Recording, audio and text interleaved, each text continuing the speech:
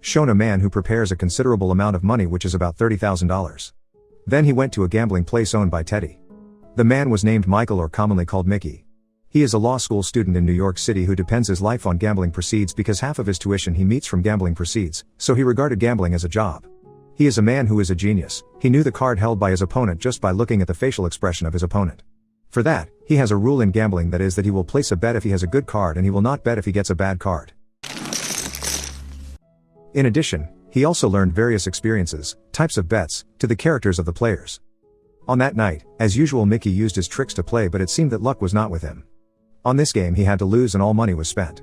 Furthermore, one of his friends named Joey Knish, who is also a pro player in the poker game, feels sorry for him. Then, Joey Knish offers capital to return to gambling on Mickey, but he rejects the offer. He would rather stop being a gambler. Joey even offers 50-50 advantages if he wins, and he also doesn't charge if Mickey loses. But Mickey's determination was unanimous and he would still quit as a gambler. 9 months later, Mickey works as a package delivery man. One day, he delivered a package to his college which was addressed to one of his lecturers. Unexpectedly, the judges, prosecutors and professors on the college were playing poker. As a former poker pro player, he felt intrigued by the game. Then he guided his lecturer to place a big bet after he saw the cards his lecturer had, as well as with the skills he had. He also knew the cards held by his opponent. Fuck, you know what we all got. His actions had shocked the members in the game. He casually replied that he knew the cards that all the members had. Then it surprised the members because for them it was impossible. After finishing his work, then he went to his apartment, and there he lives with his girlfriend named Jo. He told Jo that he was going to see a judge because he was offered a post by a judge he met while he was assisting his lecturer in playing poker. Knowing that, Jo was curious about his plan. Jo is also worried if he returns to gambling. However, he assured Jo that he was not playing a role and he was merely a consultant to his lecturers. Shit, I didn't play. Next, before Jo left, he borrowed Jo's Jeep to pick up Worm, who is going to get out of prison tomorrow. Worm is a best friend who is already considered a brother by Mickey. He is the son of a law enforcement officer, but with a less than good income. Their friendship began when they studied together, then continued the illegal business, so that he was caught. But he didn't say that Mickey was his co-worker. It was done to protect Mickey from continuing his studies while the Worm was willing to be sacrificed. After that, they confide in each other about their experiences, like a Worm telling him about his life in prison, while Mickey tells the Worm that he has stopped playing poker. This made the Worm startled. Mike, we gotta get you back on the game. No, partners here. Their journey stalled in front of the poker venue. Worm then persuades Mickey to return to play, but the answer remains the same. He still didn't want to. He's also reminiscent of a Worm if he's just out of jail, so just play it later. However, Worm said if he had a debt of $15,000 that he had to pay, then he would have to play. Eventually Mickey left Worm in that place, but on the way he couldn't bear to leave Worm alone. Therefore, he chose to turn around and catch up with Worm. When he got there, he was greeted by Barbara, Worm's friend. Barbara did not hesitate to give him capital, after Worm said that he was a pro player. Barbara says that Mickey must have won, and Barbara asks for a fee of 25% of the winnings he earns. Mickey and Worm finally played together. With their various tricks and skills they can easily defeat other members and get a lot of benefits. But even so, they are still aware that they have to play beautifully, so as not to be discovered. They also occasionally give other members a chance to win so as not to be suspicious. After the game was over, they then divided the results of the game, including the fee given to Barbara. The victory made Worm feel addicted. In the morning, he took Mickey to another poker playground. Mickey advised Worm to be more careful because there are likely to be pro people who are in the game and can disassemble the tricks he do. Mickey went to his apartment, and he was asked by Jo about last night's game. At first, he tried to deny joining the play and he argued that he was only helping Worm. But Jo's instincts were so strong, she still didn't believe Mickey's words. Then when Mickey was in the shower, he checked Mickey's pocket and found enough money, that it further strengthened her conjecture if Mickey came into play. When Mickey and Jo were talking on campus, suddenly Joey Knish conveyed that Worm had cheated in a poker game. Hearing that, Mickey was worried about Worm, then he rushed to catch up with Worm. Yeah, I'm gonna go get him. After arriving he directly pulled Worm out, then he advised Worm to no longer cheat because it could blacklist Worm at all game venues in New York. In addition, he also reminded Worm that he could deal with the Mafia. But Worm stays stubborn. After that, Worm returned to the gambling place and returned to play. He was also again able to win the game and got a big advantage. Meanwhile, Mickey and Jo get into an argument over Mickey being caught back playing. Jo feels disappointed in Mickey, because she feels lied to, but Mickey says that he is forced to and he also gets a big advantage from the game. But Jo didn't want to know about that. Furthermore, when Worm was enjoying of his victory, in a bar, suddenly he was approached by Grandma, then immediately entangled him into the bathroom. Grandma is an old friend of Worm. Grandma intends to collect a debt on Worm which amounts to $15,000. Worm was shocked because he felt that he didn't have such a big money. But it turns out that the money in question is Teddy's money. Unwilling to be battered, Worm finally agreed to pay off the debt. Not only that, he also took the money that was on Worm. Bags in the village again.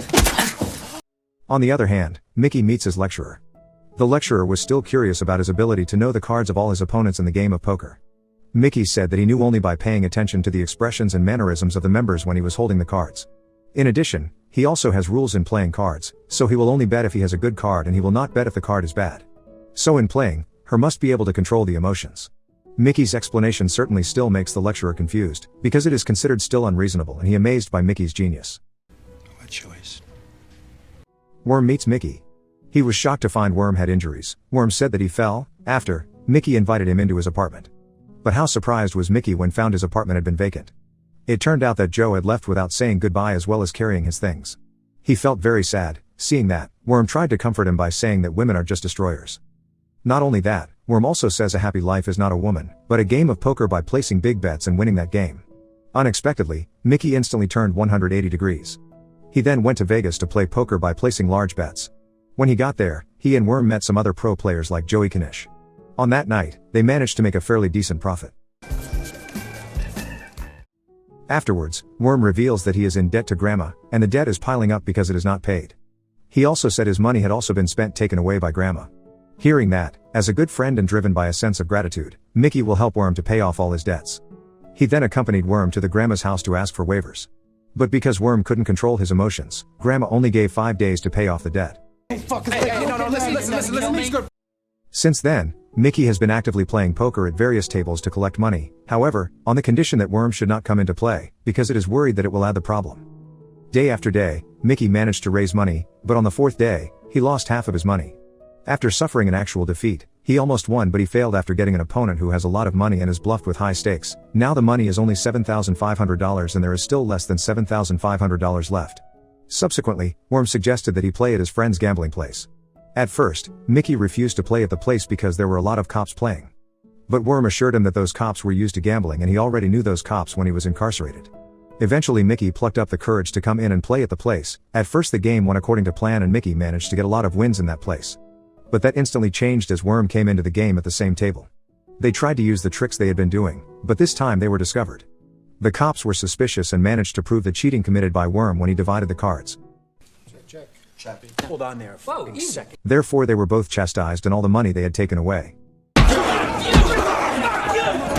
Knowing they are bankrupt and unlikely to be able to pay the debt, then Worm proposes to flee out of town, but Mickey doesn't want to. He preferred to go back to meet Grandma to tell everything in hopes of being given a chance again. The next day, he returned to Grandma's house by himself with a battered face. He went to Grandma to tell him everything. Grandma asks where Worm is. Mickey says that Worm is gone and he again asks Grandma for waivers. Grandma says you shouldn't have to guarantee your friend's debt. Grandma then gave him another day a chance. After that, Mickey meets Joey Knish for help, but $15,000 is not a small money and he only has $2,000. Joey Knish says that he can only help with that money, but he can help with other things besides money. I understand. A confused Mickey plucked up the courage to meet his lecturer. He told him everything that happened. Hearing Mickey's story, his lecturer felt sorry but he could only lend him Mickey $10,000. Now the money was still less than $5,000, for that he was desperate to gamble the $10,000 money at Teddy's place. Teddy had asked about the unpaid debt, but Mickey casually said that the payment due was tomorrow and tonight he would gamble it first. Hearing that, Teddy agreed. Then the duel between the two pro players begins. They start by bluffing each other to put up bets, but Mickey the genius isn't provoked by it. I realize. Then switched with Mickey who dropped Teddy's mentality and he managed to win by $5,000, so it's fitting to pay the debt. Proud and good. Don't accept it. Teddy then make fun of it. Mickey who started to be provoked finally returned to sit down to continue the game. As usual, Mickey used his ability to see the opponent's expression, so that he was not provoked. Teddy disappointed, but the game resumed. In this game Teddy was so sure of the cards he had that he put up all his money. However, it turned out that Mickey cards were better so he again won the game. Teddy was certainly very angry, but he was fair, so he still paid for his defeat. Mickey was relieved that he was able to pay the debt. Next morning, Mickey met Joe in front of the campus. He left $10,000 to give to his lecturer. Next he returned to Vegas to gamble the rest of the money.